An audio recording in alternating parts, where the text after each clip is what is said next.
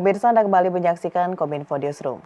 Menteri Pariwisata dan Ekonomi Kreatif Sandiaga Salahuddin Uno mengatakan tingkat okupansi hotel di Nusa Dua Bali tumbuh 70% di bulan November 2022, menyusul terselenggaranya KTT G20 beberapa waktu lalu. Hal ini juga diharapkan dapat memberikan dampak positif bagi pengembangan pariwisata. Menteri Pariwisata dan Ekonomi Kreatif Sandiaga Salahuddin Uno menyatakan presidensi Indonesia di konferensi tingkat tinggi G20 menjadi momentum kebangkitan ekonomi yang membanggakan bagi bangsa Indonesia. Kegiatan tersebut langsung berdampak positif terhadap tingkat hunian hotel di pulau tersebut. Prediksi akhir tahun 2022 tingkat okupansi hotel di Bali tetap tinggi, terutama memasuki musim liburan Nataru yang kita andalkan adalah wisatawan Nusantara dan wisatawan mancanegara yang semakin meningkat. Rata-rata angkanya sudah mencapai total 24.000 per hari. Oke, jadi kita prediksi ini akan terus terjadi peningkatan yang signifikan. Oleh karena itu, patut kita kawal kebangkitan dari pariwisata dan ekonomi kreatif. Sandiaga Uno mengatakan momentum G20 ini diharapkan dapat memberikan dampak positif bagi pengembangan pariwisata yang inklusif, tangguh, dan berkelanjutan, terutama bagi sektor parekraf di Bali.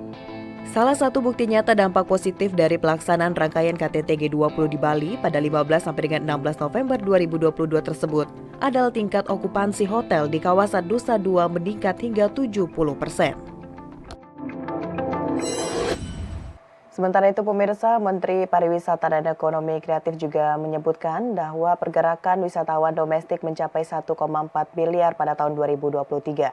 Menurutnya hal itu dipengaruhi dari perubahan fase dari pandemi COVID-19 ke endemi serta kesuksesan gelaran presidensi KTT G20. Menteri Pariwisata dan Ekonomi Kreatif Sandiaga Salahuddin Uno menyebutkan presidensi G20 yang dilaksanakan di Indonesia berjalan dengan lancar dan sukses. Kesuksesan tersebut menimbulkan efek di berbagai bidang seperti pariwisata, ekonomi kreatif, perdagangan, hingga industri. Selain itu, presidensi G20 juga mendorong mobilitas wisatawan Nusantara untuk berwisata ke berbagai destinasi wisata di Indonesia.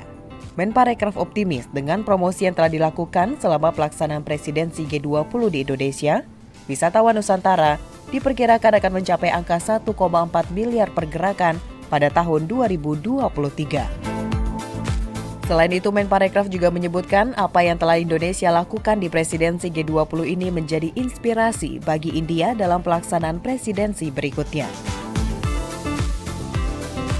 Angka 3,6 juta ini kemungkinan akan kita pecahkan di bulan November akhir atau awal Desember. Dan ini tentu berkat kerja keras dari kita semua dan tentunya ridho dari Yang Maha Kuasa. Dan yang terpenting, wisatawan Nusantara yang menjadi tulang punggung ini tetap melakukan berwisata di Indonesia aja. Nanti akan ada sesi Betty Dewi, beli kreatif atau beli produk ekonomi kreatif desa wisata. Ini juga akan semakin mendorong mobilitas dari wisatawan Nusantara yang kita perkirakan akan mencapai angka 1,4 miliar pergerakan di tahun 2023. Informasi lainnya pemirsa, Presiden Joko Widodo meminta seluruh kepentingan agar tidak membawa politik yang menyinggung suku, agama, ras, dan antar golongan atau SARA, serta politisasi agama pada kontestasi Pilpres 2024. Presiden menilai akibat SARA dan politisasi agama, masyarakat Indonesia akan merasakan dampaknya cukup lama.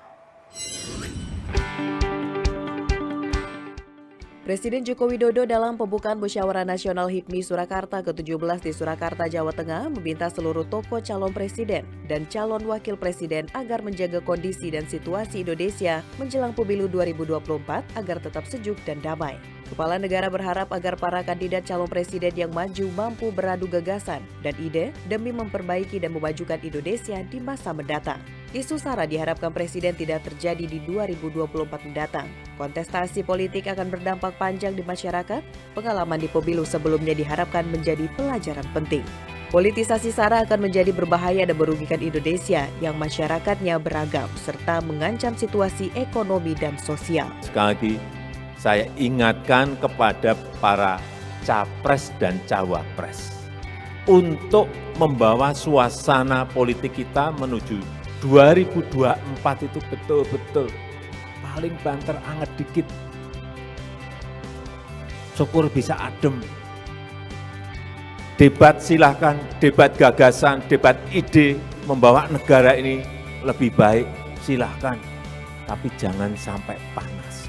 Apalagi membawa politik-politik sara. Tidak. Jangan.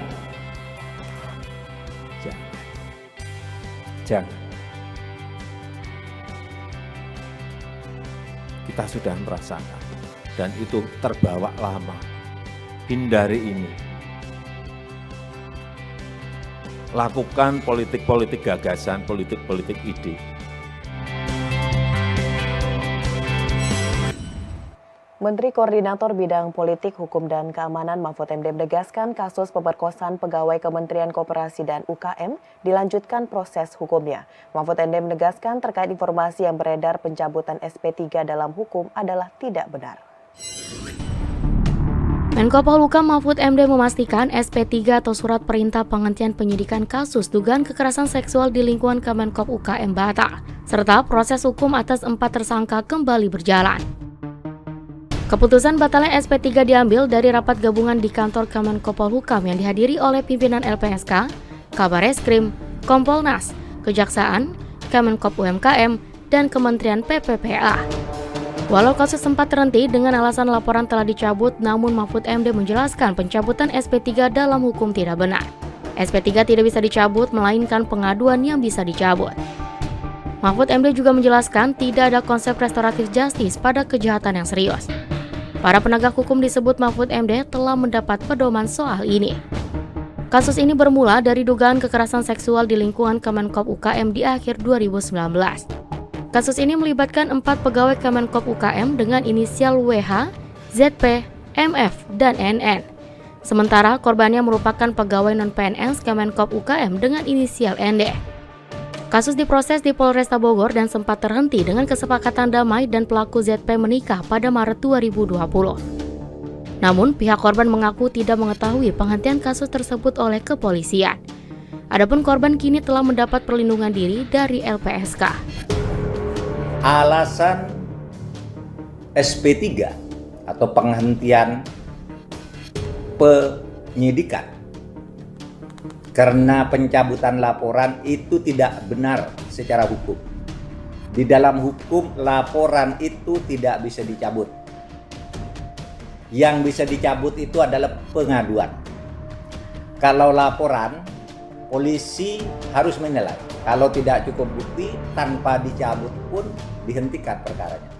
Tapi kalau cukup bukti, meskipun yang melapor menyatakan mencabut, maka perkara harus diteruskan.